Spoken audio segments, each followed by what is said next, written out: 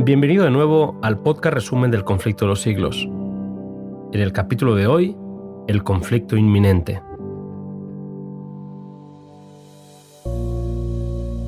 El conflicto que se inició en el cielo vive sus últimos capítulos en la tierra. Por un lado, las leyes de los hombres, y por el otro, los mandatos de Dios. La religión de la Biblia o la religión de las fábulas y de la tradición. Una batalla entre la verdad y el error en el que la Biblia tiene un papel fundamental. Este libro, que ha llegado a nosotros a costa de mucho padecimiento, no es apreciado debidamente. Aunque está al alcance de todos, pocos son los que se toman en serio su contenido. La incredulidad predomina al mundo y tristemente también a la Iglesia.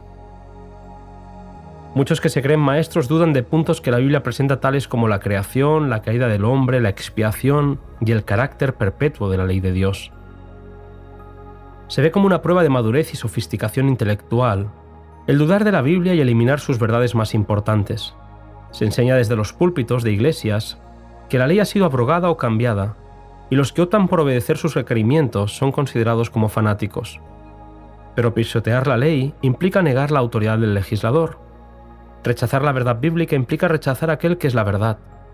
Decir que la ley de Dios ya no es de carácter obligatorio tiene consecuencias graves, porque como dice Elena White, cuando se echa a un lado la norma de justicia, queda abierto el camino para que el príncipe del mal establezca su poder en la tierra. Se enseña que la ley fue abolida en la cruz, pero pensemos en las consecuencias que tendría este hecho. La ley nos protege contra las prácticas deshonestas, la codicia, la mentira y el fraude. Protege la propiedad de tal forma que el más fuerte no se haga con lo que posee el más débil. Protege la vida y garantiza la sacralidad del matrimonio, puesto que si no fuera por la ley, el que lo desease podría tomar la mujer de su vecino. Los hijos no vacilarían en atentar contra la vida de sus padres si al hacerlo pudiesen satisfacer los deseos de sus corruptos corazones. El mundo civilizado tal y como lo conocemos tiene su fundamento en la ley de Dios. Vivimos en un mundo debilitado moralmente donde la licencia, la disipación y la corrupción nos invaden como ola abrumadora.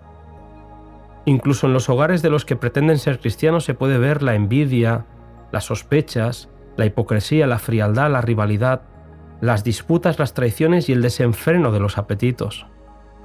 Vicios, maldad, injusticia, corrupción y escándalos de todo tipo forman el día a día de las noticias a las que estamos expuestos sin que nada parezca poder remediarlo. Ahora que Satanás no puede gobernar al mundo negándole las Escrituras, recurre a otros medios para alcanzar el mismo objeto. Destruir la fe en la Biblia responde tan bien a sus designios como destruir la Biblia misma.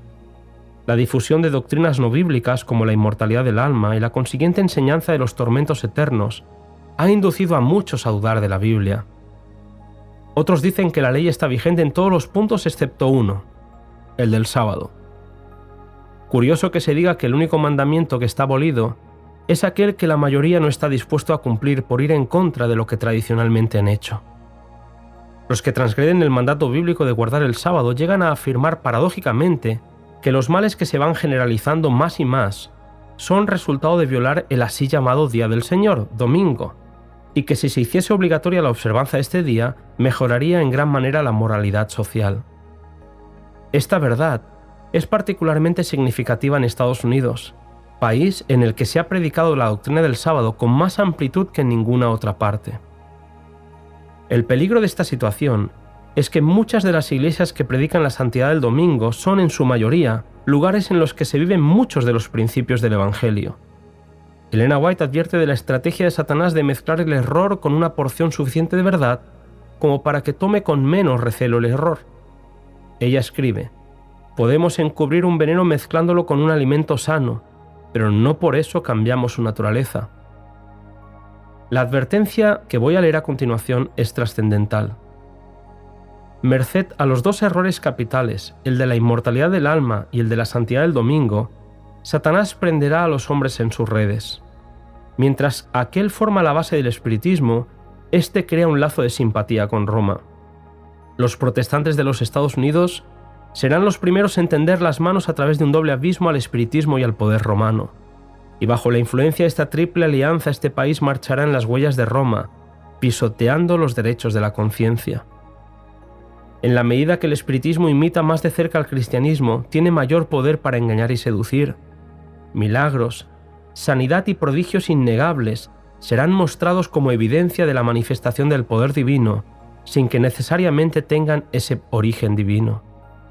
Quizás no lo podamos ver, pero la Biblia nos dice que estamos en un conflicto entre el bien y el mal.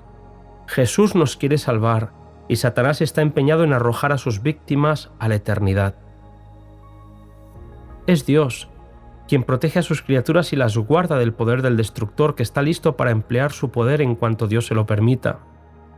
Elena White escribe: «El mundo cristiano ha manifestado su menosprecio a la ley de Jehová, y el Señor hará exactamente lo que declaró que haría.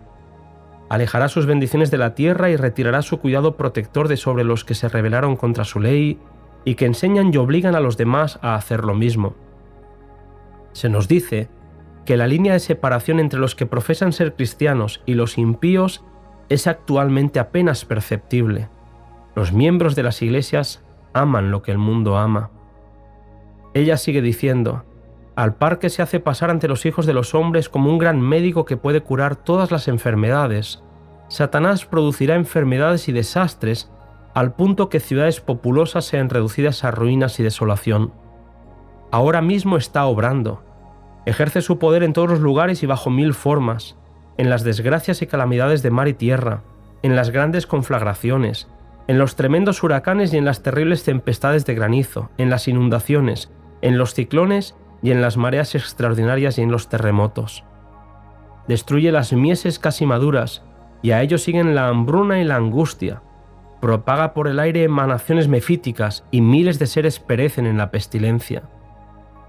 Estas plagas irán abundando más y se harán más y más desastrosas. La destrucción caerá sobre hombres y animales. La tierra se pone de luto y se marchita. Desfallece la gente encumbrada de la tierra.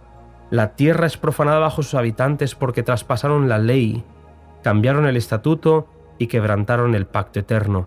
Isaías 24, 4 y 5. El lenguaje es claro. Plagas y desastres sacudirán la tierra y lamentablemente se acabará culpando a los que se mantienen fieles a la verdad bíblica como causantes de esos males. Se dirá que los hombres ofenden a Dios al violar el descanso dominical. Se nos dice que habrá manifestaciones sobrenaturales de espíritus que lamentarán la gran maldad existente en el mundo y apoyarán el testimonio de los ministros de la religión en el sentido de que la degradación moral se debe a la profanación del domingo. Cristianos que pretenden formar la Iglesia de Dios mientras anuncian que la ley divina ha sido mudada y denuncian a los que son fieles como malhechores. Por medio de las autoridades religiosas y civiles, se buscará dominar las conciencias de los hombres. Elena White afirma que los que honran el sábado de la Biblia serán denunciados como enemigos de la ley y del orden, como quebrantadores de las restricciones morales de la sociedad y, por lo tanto, causantes de anarquía y corrupción que atraen sobre la tierra los altos juicios de Dios. Al haberse aprobado ciertas leyes, se acusará a los que no quieran someterse a ellas de deslealtad hacia el gobierno, mientras que desde los púlpitos se animará a obedecer a las autoridades civiles porque fueron instituidas por Dios. Se nos dice que a medida que las iglesias protestantes rechacen los argumentos claros de la Biblia en defensa de la ley de Dios, desearán imponer silencio a aquellos cuya fe no puedan rebatir ya con la Biblia. Aunque se nieguen a verlo, el hecho es que están asumiendo actualmente una actitud que dará por resultado la persecución de los que se niegan en conciencia a hacer lo que el resto del mundo cristiano está haciendo y a reconocer los asertos hechos en favor del día de reposo papal. El tema compartido en este capítulo no está lejos de cumplirse. Hoy seguimos gozando en la mayoría del planeta de una libertad religiosa que fue conseguida con mucho sufrimiento, pero el tiempo de esta profecía llegará pronto y se nos da la advertencia para que nos preparemos. Al igual que en los tiempos bíblicos, mis queridos hermanos, ante la dificultad, propongamos en nuestro corazón seguir siendo fieles. Que Dios nos bendiga. Os espero en el siguiente podcast, cuyo título es Nuestra única salvaguardia.